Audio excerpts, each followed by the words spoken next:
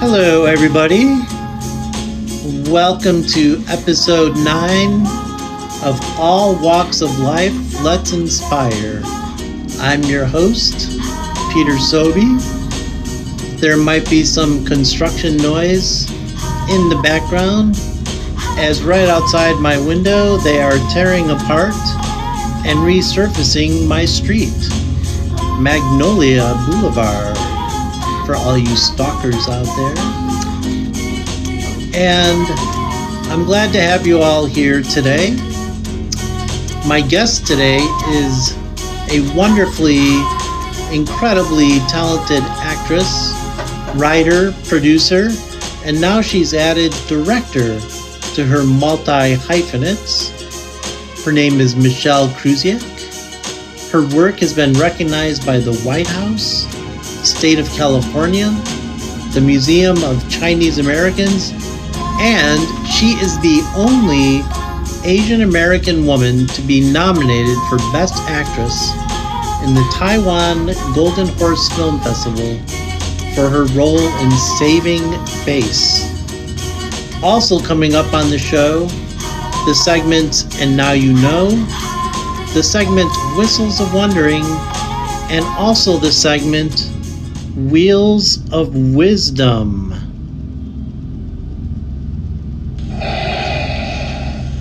Wow, that's a lot of segments coming up. Yes, it is a lot of segments coming up. Thank you. And if you're wondering who that voice is, it's the co-host of All Walks of Life, Let's Inspire, an AI intelligent robot brought to us by the good folks over at Microheart Software. It's MHS Ultraseismic Megatroid 3033. Say hello, MHS Ultraseismic Megatroid 3033. Well, hello, Peter.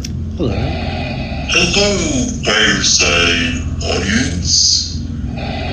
Hello, podcast listeners. Okay. And hello, world. Wow. Sometimes you kind of scare me, MHS Ultraseismic Megatroid 3033, but the show All Walks of Life wouldn't be the same without you, my beloved co-host. For those of you that know me, great. I love you all. For those of you that don't, my name's Peter Sobey. A little bit about my background. When I was 19 years old, I dove into a lake. It was a little too shallow, and I broke my spinal cord, became a quadriplegic, and now it's 34 years later, and I am still thriving in life. I always like to say that I go by the motto, I live my life by the motto, it's not just enough to survive, but you need to thrive every day. And also, I always inspire myself to keep moving on by always wanting to look forward. You know, I promised myself I would never look back in depression, that I wouldn't look back and be angry, that I wouldn't look back and keep asking the questions, what if? What if I didn't dive into that lake? I don't want to keep looking back. I want to keep looking forward. And that's for everyone out there. We should always keep looking forward. I want to know where I'm going to be tomorrow, next week, next year. I want to know where I'm going to be in 5 years. So let's all do that together. Let's keep looking forward and let's inspire each other and always want to know what the future will hold for us. Wow, that's a lot of inspiration. It is a lot of inspiration indeed, MHS Ultraseismic Megatroid 3033. But enough of me and the co-host and the street construction outside. I would now like to introduce you to my guest for today's show. I gave a brief intro of her already, but one more little nugget for you. She's currently written and directed The Neon for 20th Digital, which was just released for streaming on Hulu as part of their bite-sized Halloween programming. It is Michelle Krusiec here on All Walks of Life. Let's inspire. Welcome, Michelle. Hi. Hi, Peter. It is so good to see you again. Yeah, it's been a long time. It has. And there's someone here that would like to say hello to you. Well, hello, Michelle. Know what I am going to dress as for Halloween? No, what are you going to dress as for Halloween? Yeah, MHS Ultra Seismic Megatroid 3033. What are you going to dress as for Halloween? I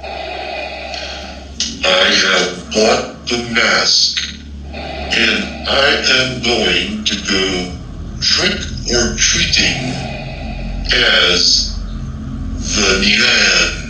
That's Ooh, amazing. wow. That's pretty wild there.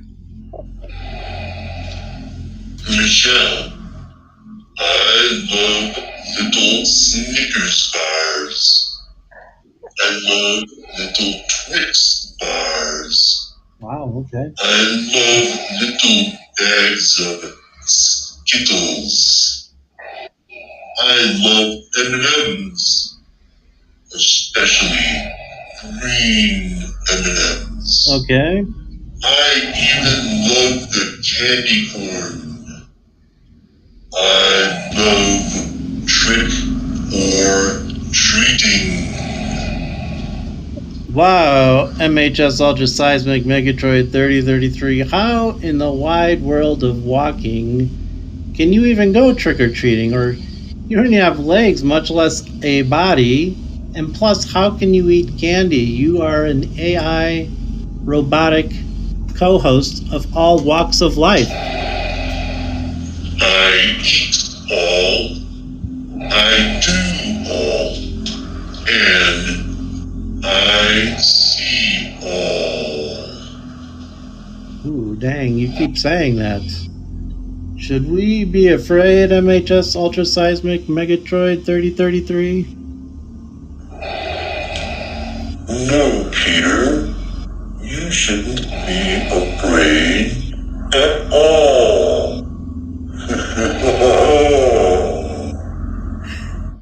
Well, that sounds mighty foreboding. And on top of that, wearing the neon mask, you are going to scare up lots of candy. Well, enough of that foreboding.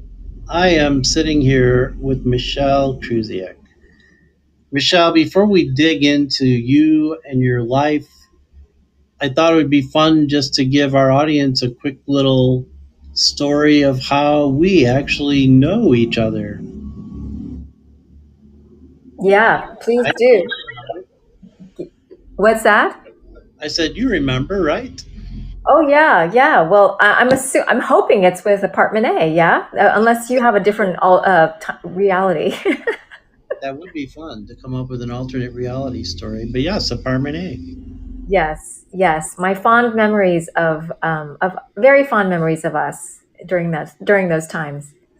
Yeah, so Apartment A was a theater company based in Venice, and our home was the Electric Lodge Theater in Venice, and I was a resident producer, and Michelle was one of our roster of incredible actors.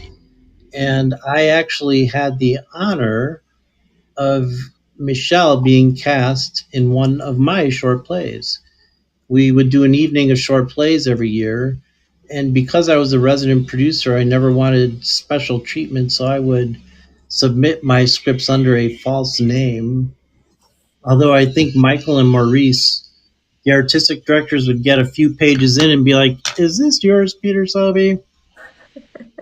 And and this is maybe a little, what is the word, NSFW?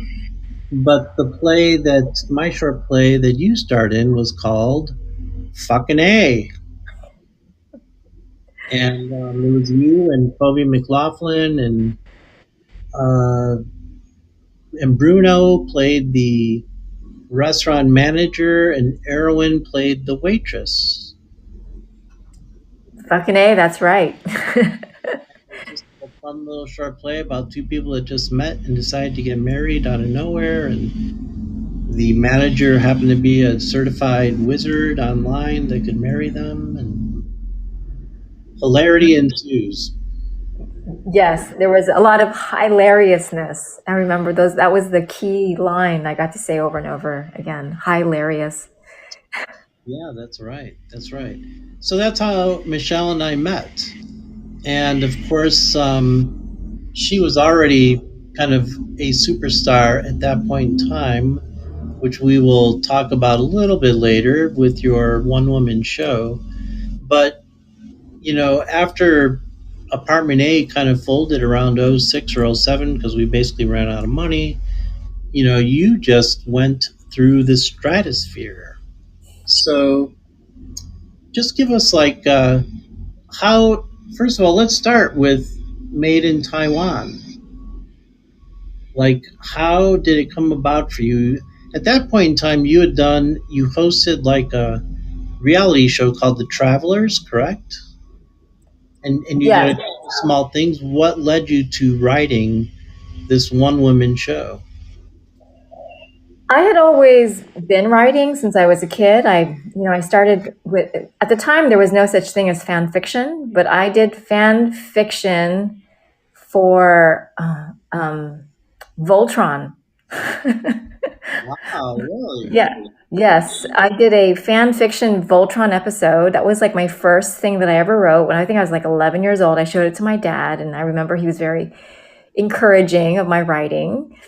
And back then I was doing a lot of just funny essays. I think in college I did an essay about the rituals of being in public restrooms. In college, as an undergrad theater student, I wrote sketches for my diversity troupe that I was a part of, talking about the Asian American experience. And eventually, my playwriting teacher said to write something, and she, opened me up to solo performances. And I was really inspired by John Leguizamo's Freak, and so I wrote a show really, really as my own version of that. And I entered Hollywood, for a lack of better, terminology, Los Angeles, with that show in hand as an idea for staging it as as an acting and writing piece. And that show opened a lot of doors for me. And while you say stratosphere, I think always as an artist, on the inside of your experience, all you're trying to do is cultivate and generate as much work as possible so you can hone your craft, and hopefully employment happens so that you can survive and pay the bills. And I think for me, that's really been the crux of everything I've done, is to just keep myself engineering something that feels artistically satisfying. And at a certain point, you look back and you're like, oh my gosh, it's been 20 plus years of doing this. Wow, where does the time go, Michelle?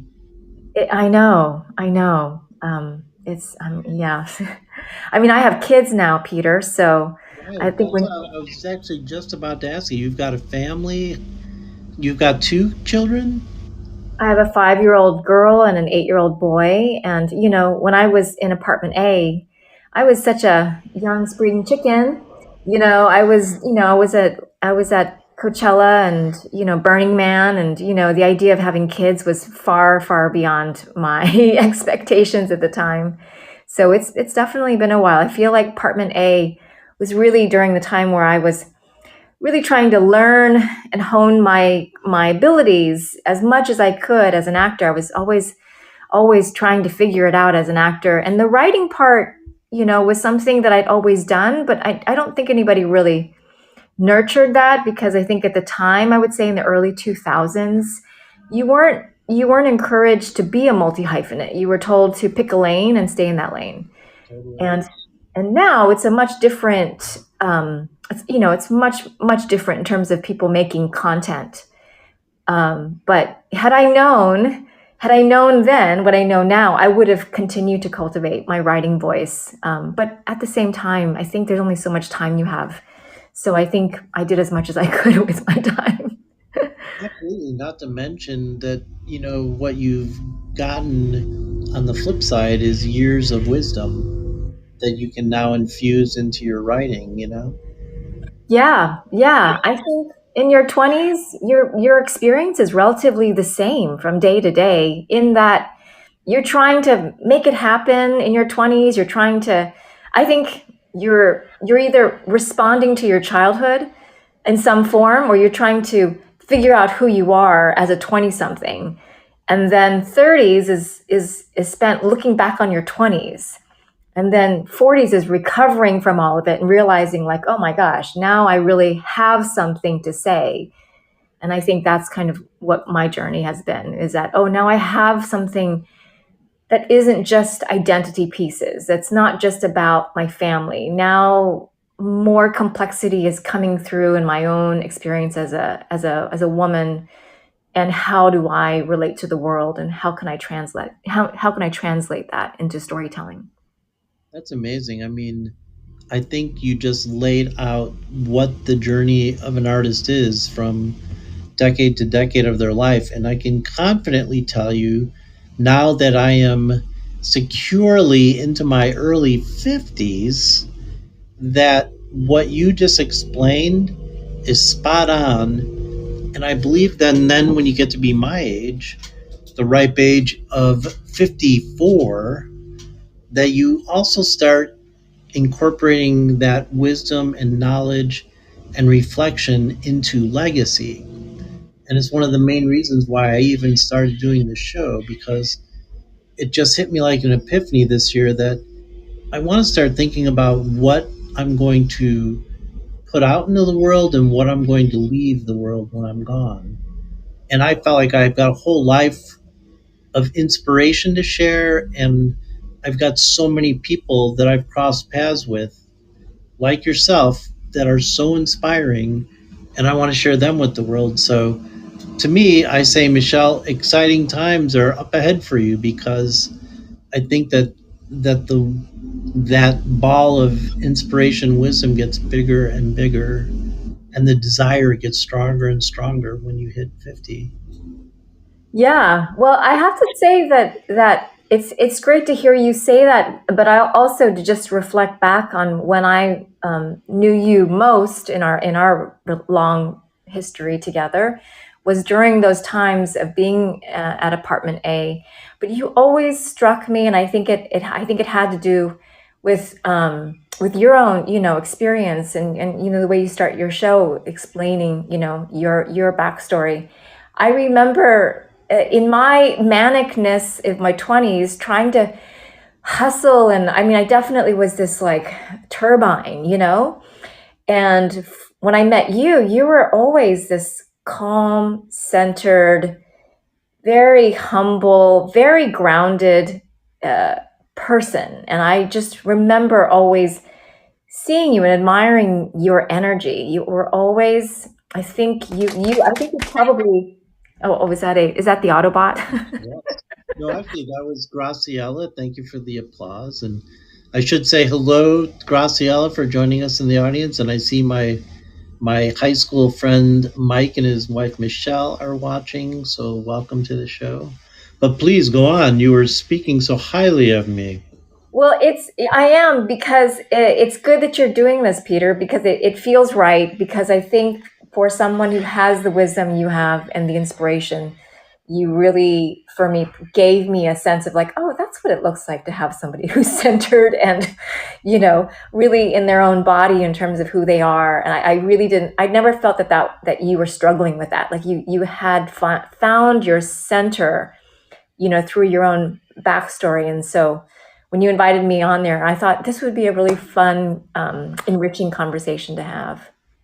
Well, I appreciate that so much. And Graciela says she agrees 100%.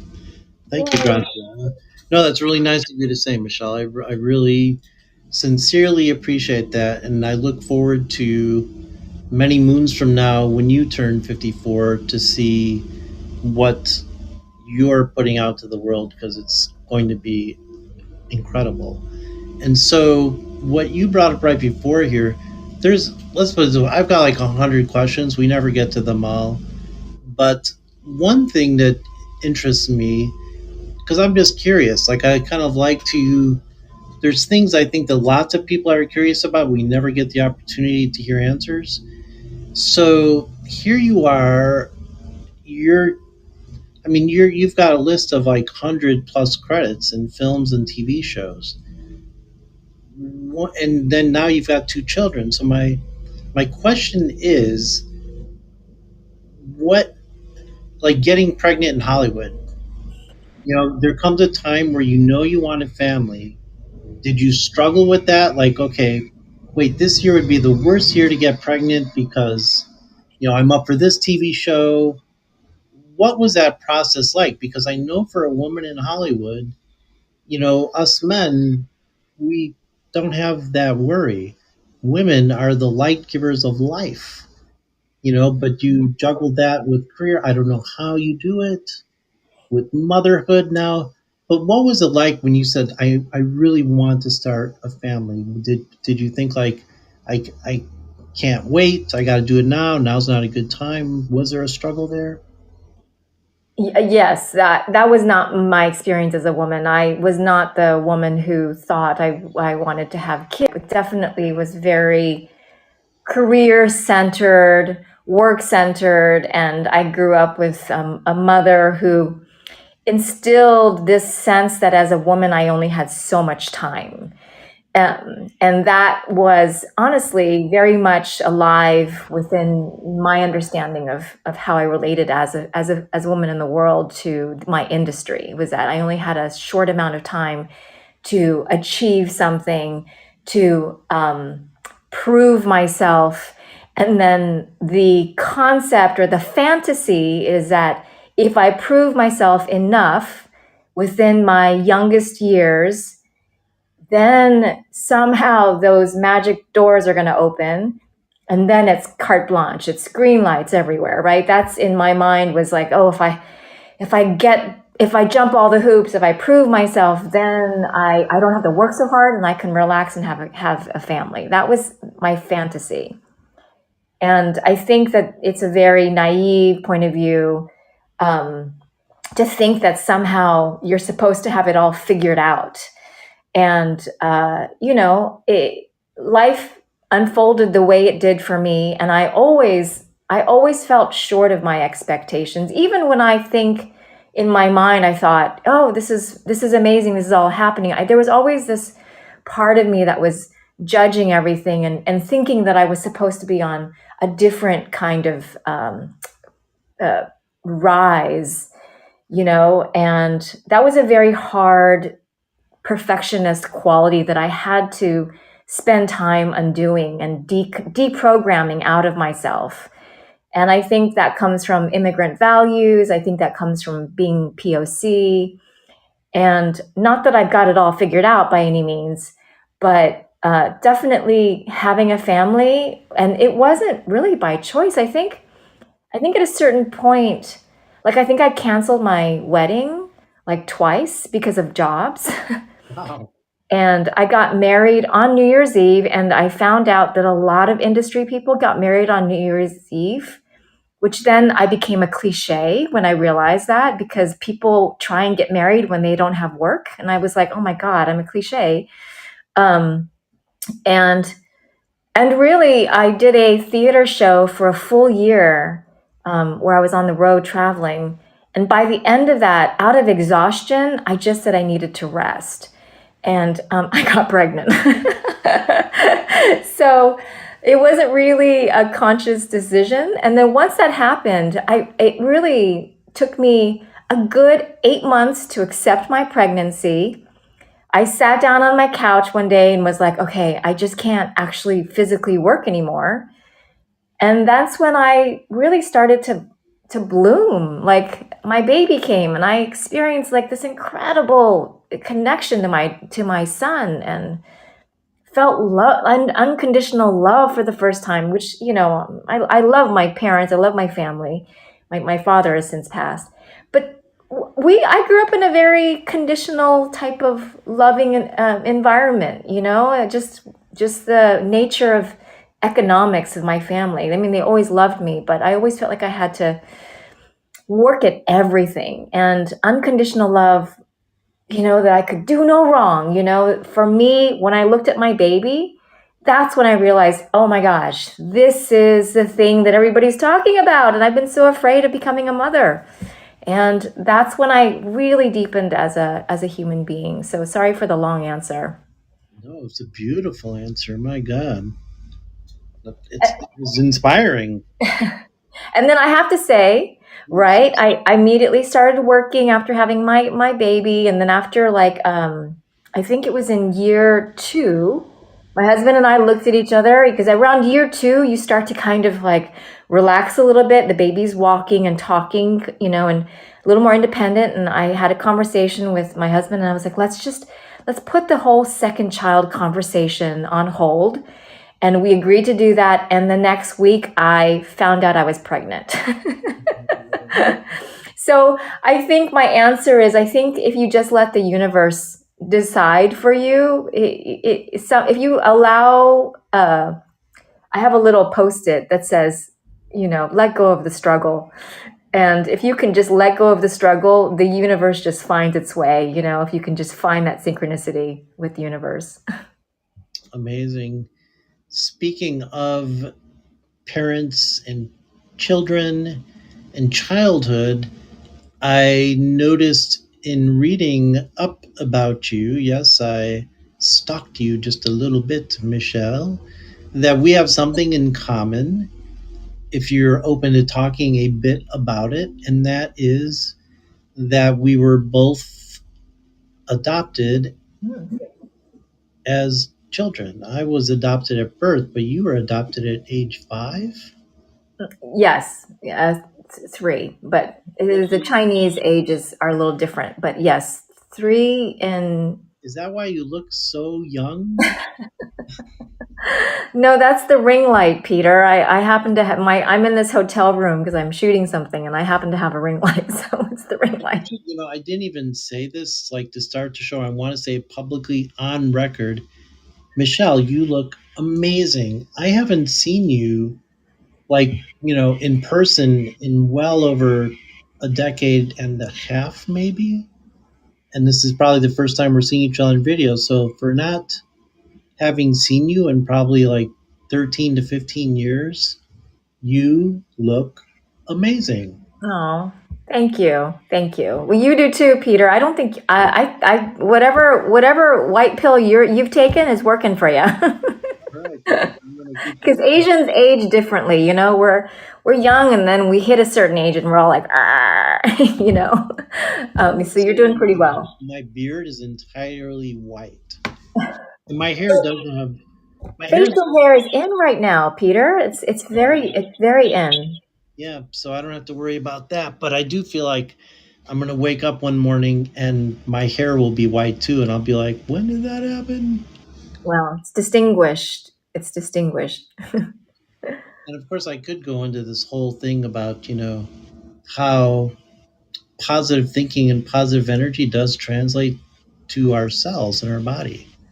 And I think like it's a crazy thing, but your cells actually stay tighter when we age. The thing is, our cells, we get less cells, they grow apart, our skin wrinkles, all of that. But I think if you could infuse positive energy into your physical body, your cells stay excited and tighter, and you could look younger and longer. Just a wild theory I have. I believe it. I believe it. I also believe when you get visibility, whether that's whatever visibility means for your instrument as a person, your soul, let's say, the more visibility comes to you, I think our cells change. I feel like when I'm acting, my body goes into like weird acting cells. When I'm directing, I don't look like an actor. I look like a director. So I really do think that there is some truth to that. Yeah, that is heavy duty. And actually, you know what? I just got a tap on the shoulder from MHS Ultra Seismic Megatroid. Wow, that's a lot of inspiration. It is. It is. Thanks for that little interjection there. So, what do you actually, before I go back into the adoption question, I do want to tantalize our audience just a bit. One of the crux questions on this show, one of the core questions is about, I'll be asking you what was one of the biggest obstacles you had to overcome in life. So that question is coming up. And also, I can't wait to talk about the Neon currently on Hulu. So if you're watching us live right now, stay tuned. If you're listening or watching the replay, exciting conversation coming up, as well as this exciting conversation. Also, I want to point out in the middle of the screen, thank you, Graciela. In the middle of the screen, there's a thing called a fortune cookie with a scroll, and there is, you can go to Michelle's website, michellekrusiecdirects.com. I've also put the link to her film on Hulu, which you could watch on Hulu or on YouTube. We have the link here on YouTube, and also Michelle's Instagram if you wanted to check her out on that fortune cookie. So, Michelle, do you remember anything about being adopted? Yes, I was adopted by my biological aunt. So my birth mother was married to my father, and my father's older sister adopted me. My mother, and this is all kind of like wives' tales, mythology, my own personal folklore, but I believe my mother, people kind of will say, like, she's 16, she's 17. I think my mom had me when she was 16 years old. Maybe out of wedlock, I don't know. But if she's like, no, I was already married to your dad. But 16 is a very young age to have a child. They were not wealthy at all, working class. And my father, when you're 17 years old in Taiwan, all men have to do the automatic draft. So he went into the army. And so she had 3 kids, back to back. And my aunt came back to Taiwan. She was living in America with her American husband.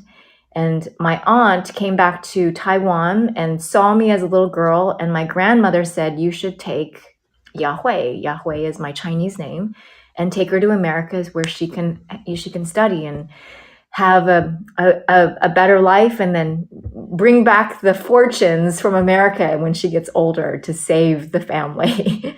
And that's kind of where my journey began. Was my aunt said, yeah, I'm going to take her, and took me to America. And the rest is history.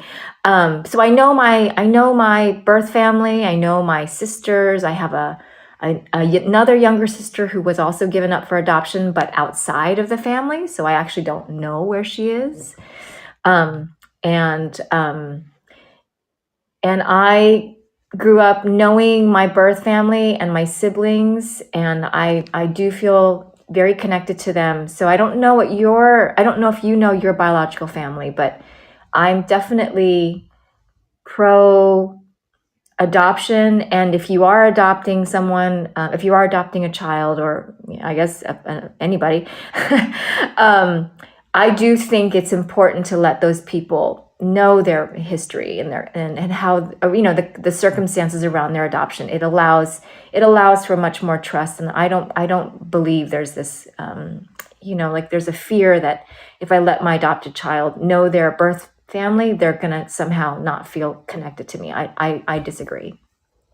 I am fully with you on that one. Do you so you knew your birth mother your whole life, or From the age of I knew her as a baby and as a young child, but I reconnected with her when I was when I was 12 years old. I went back to Taiwan for the first time as a 12-year-old, and met her again from having left the first time when I was just a small toddler.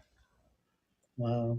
See, I mean, I won't get too far into it, but I was adopted at birth, and when I was in basically when I turned 21, my birth mother reached out to me through the adoption agency, and we had exchanged a couple letters back and forth through the adoption agency. Long story short, after all these years, if people actually want to hear the complete story, if you watch my episode with Amy Peets, I think episode 3, we go deep into both of our adoption stories. But anyways, I still know my birth mother, and we Skype like once every other month or so. So we totally have a relationship now. Unfortunately, my mother passed away like in 011, and my father passed away way back in 1984. But and they'll always be my parents. But I love that I know my birth mother. Yeah, and I also call my mother mother. I call her my mother because she's emotionally, my mother. So yeah, I also sounds like we refer to our adoptive parents as our parents. Right. Yeah, totally. And you said your mother passed away recently. My father passed away 3 years ago. I'm sorry to hear that. Yeah, I miss him. Yeah. So, from that note, Michelle, I asked you about some things that interest you, and you mentioned food, travel, and that you're a nut for workshops and retreats where you focus on something specific. And Yeah. what's that? MHS Ultraseismic Megatroid 3033? And yet, food, travel, and workshops where you focus on something specific are all about as unspecific as possible. He's got a sense of humor, my co host. So, I in a nutshell, like, what's your favorite food? My favorite food, probably it's Taiwanese food. If we're talking culturally, within that, although it's very hard to narrow down because it's just so Taiwanese food is so amazing, and I miss it. I really really crave it. But within that, just I'm a fan of soup. Noodle soups is my one of my favorite meals. I just had pho today, so that really comforted me. But soups, dumplings, we call them xiaolongbao, which are the steamed dumplings. You guys call them soup dumplings. Um, but Taiwan has these amazing soup dumplings with they pride themselves on making very thinly skinned dumplings. And I think now Din Tai Fung has really kind of hit the American market. But that's a representation of Taiwanese food.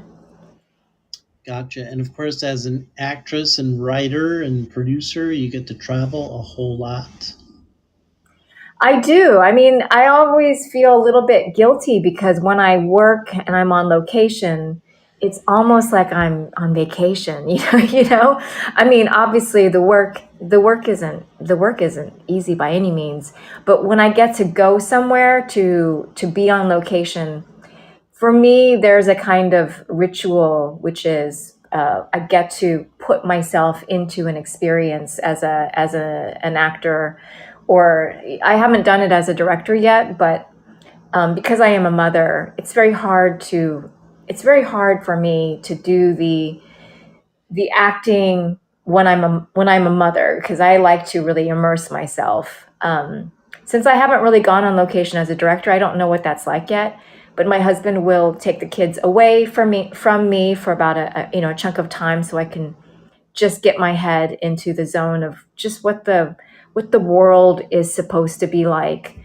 With storytelling, especially, I mean, as a writer, I can close that door and try and get some silence so I can live in my imagination. But as a director, I really need to think about all the different values that exist in the world. And as an actor, it's very emotional for me. I have to really get myself into the interior space of what characters are going through, and it really requires me unplugging. And speaking of directing, it is now time for a segment we like to do here every week on the All Walks of Life show. And what segment is that, MHS Ultraseismic Megatroid 3033? And now you know. Yes, it's time for the And Now You Know segment. So, Michelle, I'm did going to fail. you know that it only took 47 years in the history of the Academy Awards, but the first woman nominated for Best Director was in 1975, Lena Wertmuller for her film Seven Beauties. And, Michelle, did you know that since then there have been 6 other women nominated for Best Director? Jane Campion, who is the first woman to be nominated twice for 1993 The Piano, and of course 2021 for The Power of the Dog. Sofia Coppola was next for Lost in Translation in 2003. Catherine Bigelow in 2009 for The Hurt Locker, and she became the first woman to win the Academy Award for Best Director. The second woman to win, of course, was Chloe Zhao for Nomadland just in 2020. And 2020 was the first year that featured 2 female directors nominated for Best Picture, alongside Emerald Fennell for Promising Young Woman. And the other nomination was Greta Gerwig for Lady Bird in 2017. Did you know those things, Michelle?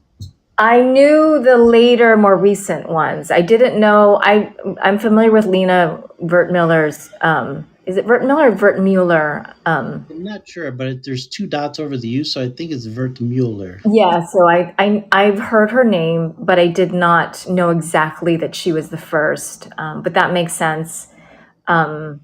But yeah, I knew it was 6 or 7, and I feel a little bit relieved that at least I know the more recent ones. I did not know about Lena, but did you know, Peter? I don't know if you're still doing this segment, but that women were the pioneers of filmmaking. I'm working with a woman named Natalie Bolt. That's right. Thank you.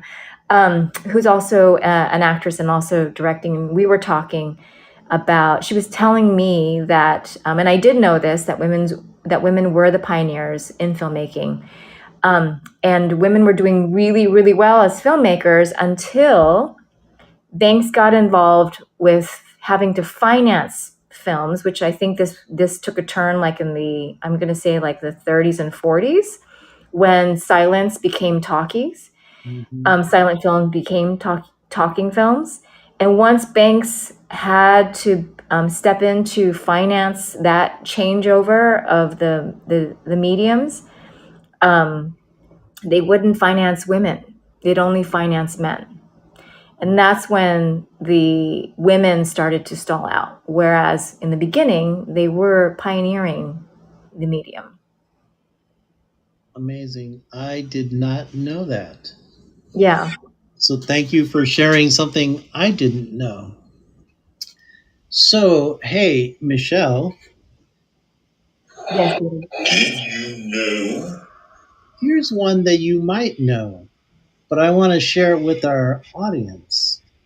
And first of all, the moral of that first And Now You Know is that I believe with 150% certainty that one day you will be on that list of women nominated for Best Director for an Academy Award. That you will hopefully be the 4th or 5th woman by that time to win an Academy Award for directing. I firmly believe that. Oh, wow.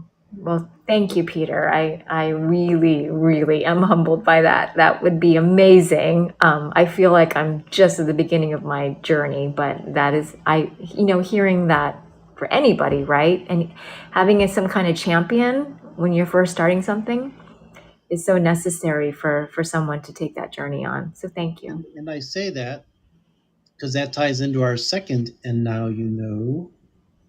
Did you know, Michelle, that with the neon, the traditions of firecrackers, red lanterns, and red robes found in many lion dance portrayals on the Chinese New Year originate from back in the day, villagers' practice of hitting drums, plates, and empty bowls, wearing red robes, and throwing firecrackers to cause loud noises because supposedly that would intimidate this mythical creature, the Nyan, from coming in the village and eating their children. And the weakness of the Nyan is its sensitivity to loud noises, fire, and fear of the color red. Did you know? I did know that. Yep. I learned that that was the inspiration for the short film. And there you go. What an incredible segue, right? Thank you, Graciela. So the neon, and I'm pronouncing it correctly, the neon. It's actually Nian. If you were to say it in Chinese, it's Nian.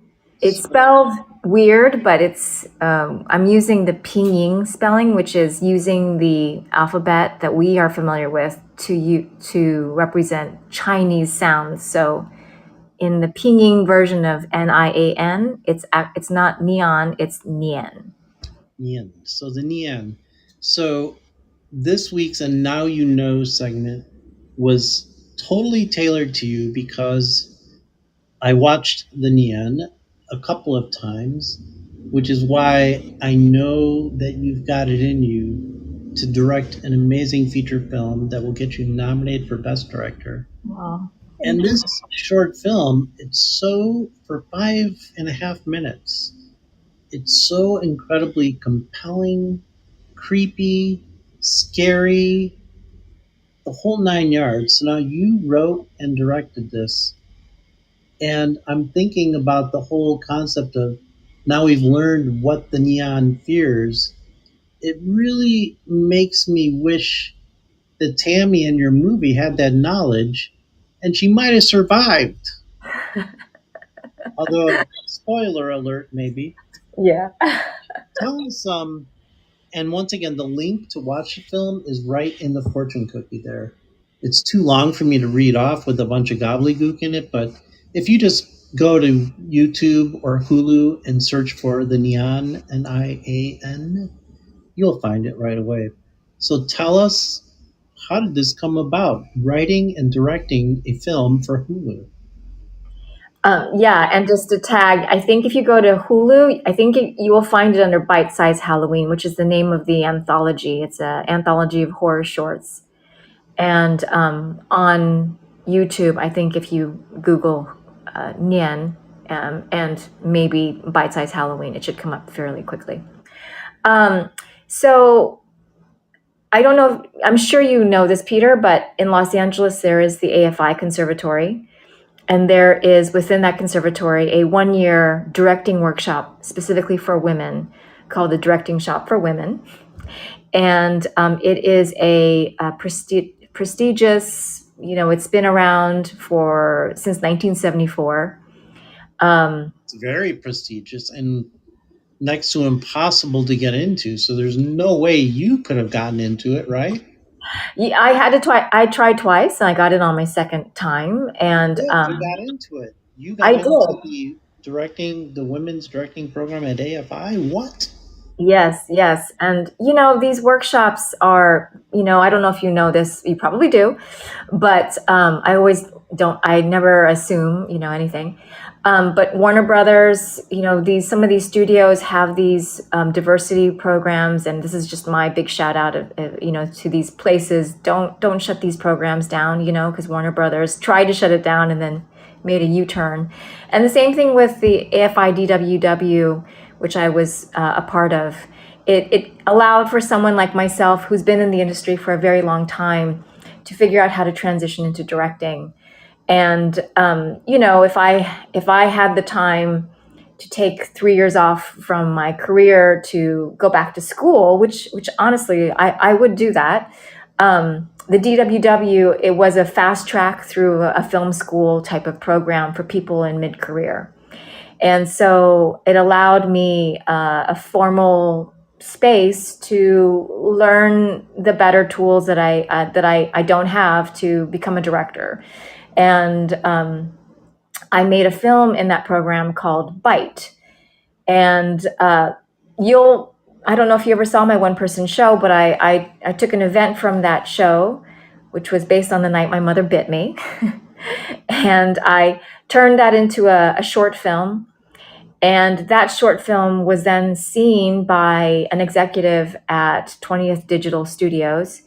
And that particular that woman, her name is Elizabeth Gelly, she invited me to pitch to 20th Digital, and they're a studio that makes the series Bite Size Halloween. Bite Size Halloween is in its third season. It's an anthology of horror shorts. And what it's designed to do is invite up and coming filmmakers to make short films. They're given us a budget to work within. And we make short films, and they then put that into their series, which they're in season 3. And then from there, they will invite filmmakers to pitch feature versions of their short films. So it's kind of a model, like an incubator for making features, if you look at it in a broader perspective. So I'm just saying that for all the filmmakers in the audience who might be listening. This is a great model for you if you are making short films and you're wanting to work within genre. And so I made Nien. How did you come up with even pitching them that concept? My son came back from, I think it was like first grade. He's in a Chinese immersion program at a LAUSD school in Chinatown called Castellar. And he came home with this Chinese video that he had to learn, and I watched it, and it was all about why we celebrate Chinese New Year the way we do, which is, as you described, bringing out the red, doing firecrackers, parades, why we do the lion dance. And I never really knew that there was this myth of the Nian, this mythological creature, and that the parade was meant to keep that beast away. And I thought it was a fascinating story. And when they asked me to pitch ideas for horrors, I just thought, it'd be funny to have a kid who's being bullied. She brings these bullies back to her room, and it's Chinese New Year's, and we give hongbao, which is red envelopes, which is what adults give to kids, and they put money in these red envelopes around Chinese New Year. And I thought, what if she invites them and says, I'll give you my red money, my red pocket money, and instead she feeds them to the Nian. And that was sort of the initial idea. And as I pitched that or was developing the pitch, it became much more about a bullying story and how this young girl uses the thing that she's being bullied for as a way to defend herself against these racist bullies. Yeah, and like I said, the story you tell so compactly and concisely and visually in these 5.5 minutes is just so compelling. Thanks, Peter, because it's really hard to make shorts, and then when you make a 6-minute short, you think, so much work went into that. I hope people see that so much work went into 6 minutes. So thank you. The great thing that most of us love about shorts is like the great, button or hook or reveal at the very end, and yours is brilliant. So one more thing about that. Your young actresses, Lauren Mai and Ava DeVoe, were incredible. How Yeah. did you find these young actresses? Yes, they are. They're really talented. Lauren, I think, they're both gifted, and both are, they have the right sensibility. The set life is not conducive for all kids. and they're very mature, and I just thought I thought they handled their parts well, and I commend Ava to play a racist bully is not easy, and I made sure I had talks with her about it even after casting her, just saying if you want to change your mind, this is, and I understand, and she was really really brave and took that on, and I had to teach her how to be racist, which on some level is a comfort, right? Like that she didn't know how to do some of the racist things that she was being asked to do. But yeah, big shout outs to them. Did you audition like hundreds of young actresses, or? No, I didn't. I worked with John Walcott. He is the head of the acting conservatory at the Orange County School of Arts. And I know John because he had produced my solo show down at Orange County Shakespeare. Um, and I reached out to him because I knew he worked with the acting conservatory. I had reached out to him for Bite because I also had to cast a young female to play 17-year-old Michelle, basically. And he had recommended Lauren, and Lauren was too young for the part at the time. But then she was the perfect age for Nien. So we saw a few actors. We just saw a few people, not very many, but I really just took his recommendations, and it worked out great. Michelle, the time flies by so fast. We've only got a few minutes left. We can go a couple minutes over 4 because I started the show a little late, as long as you're good to spend a few more minutes with me here. Sure, yeah. So, 2, we still have the big question of the show that I've left for the very end, but really quick. What are you working on now? Is there going to be a made in Taiwan feature film? Or are you doing a feature of the Nian? Well, I believe, well, I don't know, but I think the next logical step would be, if Nian does well on Bite Size Halloween. So please click on it and watch it and share comments. Um, if it does well, I think I'll get a chance to pitch the feature version of it, and we'll see. I mean, I feel like at this point, when it comes to my projects, it there's a kind of flow that I'm in now, which is I'm not living in angst anymore in terms of like what's next, what's next. I feel like the things just kind of we're finding each other, the synchronicity of myself and the universe. We're figuring it out. I definitely never imagined that I would be directing a horror film. And now that I have, the idea of all the different things I've watched growing up that I've always loved, it never really occurred to me. But I love movies like Alien, and I kind of grew up on sci-fi horror. I realize, and I never thought about that when I was pitching these things to them. And so I think 20th Digital just opened that part of my brain up. So we'll see what happens next. I always thought I was going to make a version of my solo show as a feature, but I feel like it will come up when it comes up. But I will be pitching the idea for the feature next, and who knows what's going to come out of my brain. Wow, I can't wait to find out. And so, and just this is such a huge question to only spend a few minutes on, but what would you say, for the sake of inspiring everybody out there, what was one of the biggest obstacles in your life you had to overcome, and how did you do it? I would probably say myself. Overcoming myself would be the answer.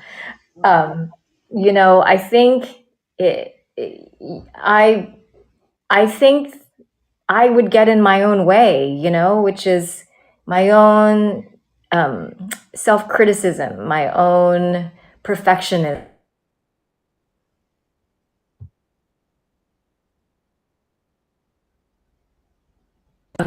Is that in That's so funny. Just as you said, like, I get in my own way, like your microphone went on mute for just a minute or just a second. That was very funny. Get in my own Yeah. way, and now you can't hear me anymore for a second. That was very funny. Yeah, yeah. I think when Michelle wants to drive, and I mean that in the most sincerest way, I'm talking to my ego. When Michelle, the ego, wants to drive, I have to remind myself. When I come to work, I probably should do this more with my husband. He would love to hear this. I probably need to have less ego with my husband. But when it comes to my artistic work, I have to tell my ego to go away. It's the part of me that's trying to get it right, make it right, get all the right. I'm trying to answer everything in a correct way. And that's why I kind of like doing these conversations, Peter, because I don't know what to expect, and my brain wants to do all the perfect things. But it's nice when you get these things where you don't have an idea of what's going to come up next, and I think that's the place that I'm trying to allow myself to sit in, is that place of not knowing. And thank you, whoever that was. And, just getting out of my own way in that egocentric way. I hope that made sense. No, that's amazingly inspiring. It's for as a fellow artist, you've really inspired me because yeah, I've got that same tendency to well, I'm working on the first draft of the script and I know it's a first draft and I just need to get it on paper, but it's got to be perfect at the same time. It's like, no, it doesn't have to be perfect. It's like it's a hard thing to overcome, but you are so right about that. You got to throw that voice and that ego away when it comes to your artistic endeavors. Otherwise, what artistically will you accomplish? Yeah, yeah. And there's so many things that happen in life just outside of being an artist, which is just, there's always these interactions you have where you just feel uncomfortable and you feel like you failed in that, whatever the dynamics exist. It sometimes often puts you in this place of like, God, I don't know. I don't know if they like me. I don't know why I'm having this energy in this situation. And those are really uncomfortable things, but I always try and make note of them because I end up making some version of art from it. So embracing that. Michelle, it has been nothing less than a joy, a pleasure to have you on All Walks of Life. Let's inspire for everyone watching now, watching the replay, or listening on a podcast somewhere. You can find Michelle at michellekrusiecdirects.com. Search for The Neon on YouTube or Hulu. And we can't wait to see what's next for you, Michelle. So thank you so much for being here on All Walks of Life today. Thanks, Peter. Thanks for having me. Nice to see you again. Yeah, you too. Holy cannoli, after all these years. And thanks, everybody. I will look forward to seeing you again soon. Thank you, Michelle. Thanks. Bye.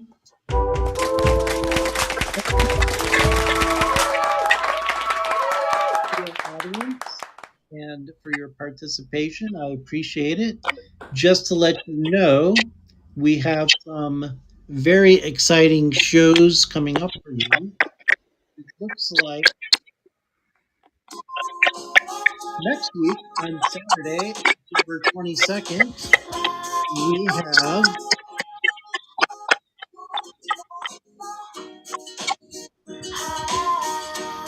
next week on Saturday, October 22nd, is Jennifer Jane. She is the co-founder and CMO of Proper Good Meals. Then Saturday, October 29th, right before Halloween, we have Kevin Bergeron. He is the co-founder of Waxworks Records, which releases scary, creepy horror film soundtracks on specialty vinyl, including a soundtrack I was involved in. And finally, on Saturday, November 5th, I will be welcoming another good friend and actor, Michael Hitchcock, who you know from all of the Christopher Guest films. So I am very excited about those upcoming shows. Now those some very exciting shows coming up. My AI senses are tingling. Wow, even MHS Ultra Seismic Megatroid 3033's AI senses are tingling. So I will look forward to seeing you all next week. Goodbye, everyone. Goodbye. Goodbye, Fireside. Goodbye. World domination. Just kidding. I hope. Or am I? I hope you're just kidding, MHS Ultra Seismic.